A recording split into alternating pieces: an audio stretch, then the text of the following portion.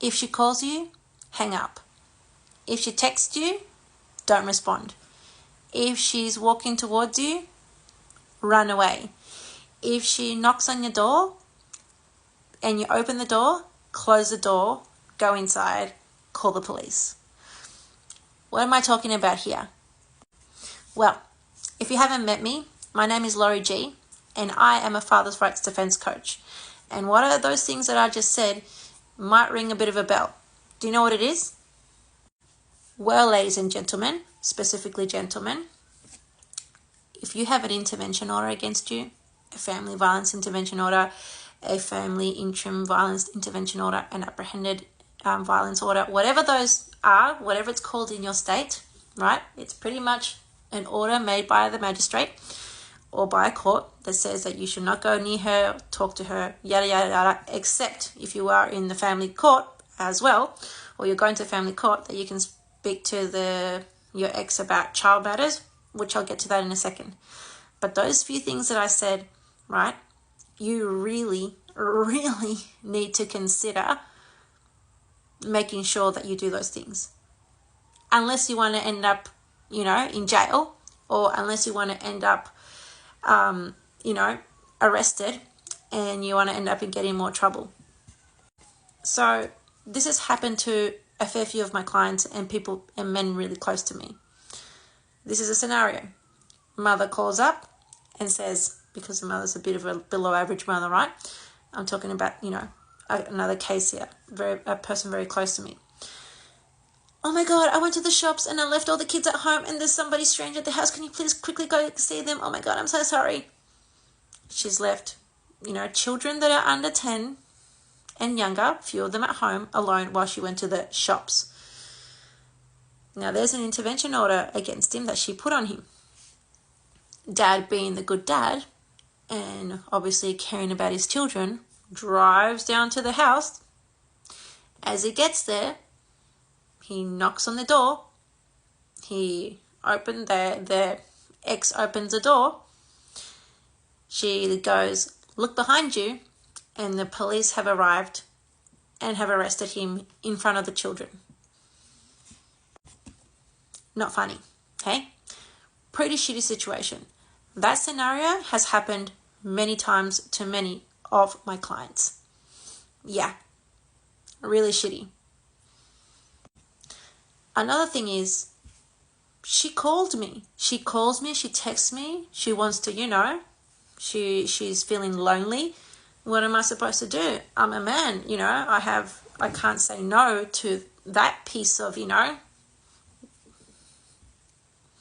And so he texts back, he calls back, right?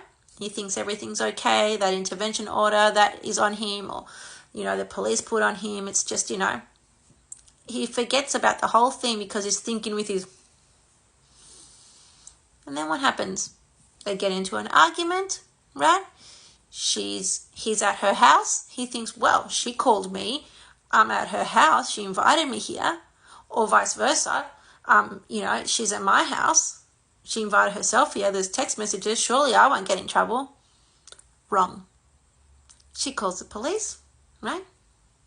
Police come and arrest him. And he's breached the order, the DVO or FVIO. And depending on how many times that has happened, these days you only have to do it a few times before you end up locked up. She comes to his house, knocks on the door. He opens the door, invites her in. They have an argument. He thinks, well, she came to my house. I didn't invite her in. This is not my fault. I'm not going to get in trouble. You're wrong. You do get in trouble. You get arrested, not her, because the IVO is on you, not her. He's walking down the street. She starts walking towards him. She's saying, come here, I want to talk to you. He goes, naturally, starts walking to her. Says, what's up? They have a chat. They exchange text messages. Then, a few months go past. She gets pissed off at him for some reason. She finds out that he had cheated on her once when they were together.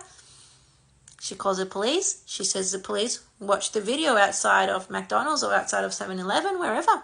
He walked to me. Well, they can see that she waved. They can't hear that she was saying, come here. He gets arrested. Do you get my point here? Are you seeing a pattern? If you have an AVO, a DVO, a FVIO against you, you got to take that very seriously. It's against you, not her. Okay? Even if you pick up the phone when she calls you, you'll breach. And if she gets pissed off, she will write down all the times that you have breached, even though it's been her own fault. And when she's got enough times that she has set you up for a breach, she can go to the police, give them the evidence, and they have to charge you. That, they don't want to charge you, but the job is to charge you. Yeah. Communication. Oh my God, the communication. Now let's say that you are in family court.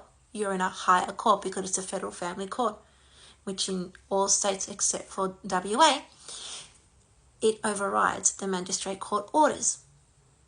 Some dads make this stupid mistake that even though there are federal family court orders that say when you can see the children, right, or how you can see the children or how to communicate with the children, dad goes and is able to get the interim IVO taken off, right? Did a really good job. Dad feeling really proud of himself. Dad decides that because he doesn't have the DVO, that the kids aren't on the DVO anymore, that he can go visit the children at school, that he can go visit them at their footy game. And when he does that, their family court do not like it because their family court orders specified when dad could see them. It makes dad look unhinged. Okay, now back to the communication part. When you are in a family court and it says that you can communicate with your ex about children matters only, this is not, right, a pass for you dads, right, to send her long as essay messages, like long messages telling her off, right, for being a below average mother, pulling her up for being a below average mother at every chance you get, texting her and just berating her in text messages because it says that you can talk about the children.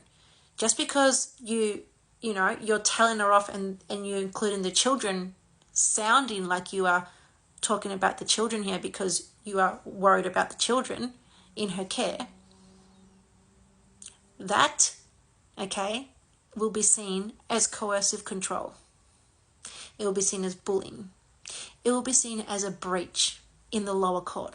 So if there's a DVO on you and you are communicating that way because the family court says that you can communicate about your children, you do that enough times, she can write those things down. She'll snapshot all those text messages.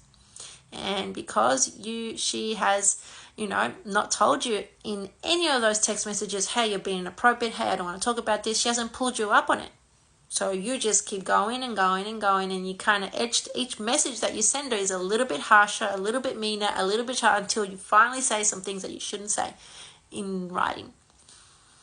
And before you know it, you've been doing that for months. And before you know it, she has written down and has evidence that you have breached more than 50 times or more than 10 times or 20 times. And the police have to charge you.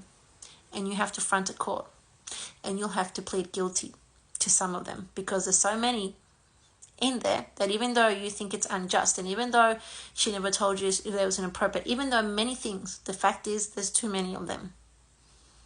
You have to go into a plea deal. Do you see where I'm going with this? Dads, please think and have friends help you when communicating with your ex. Make sure they check your communication before it goes to her. I'll see you soon.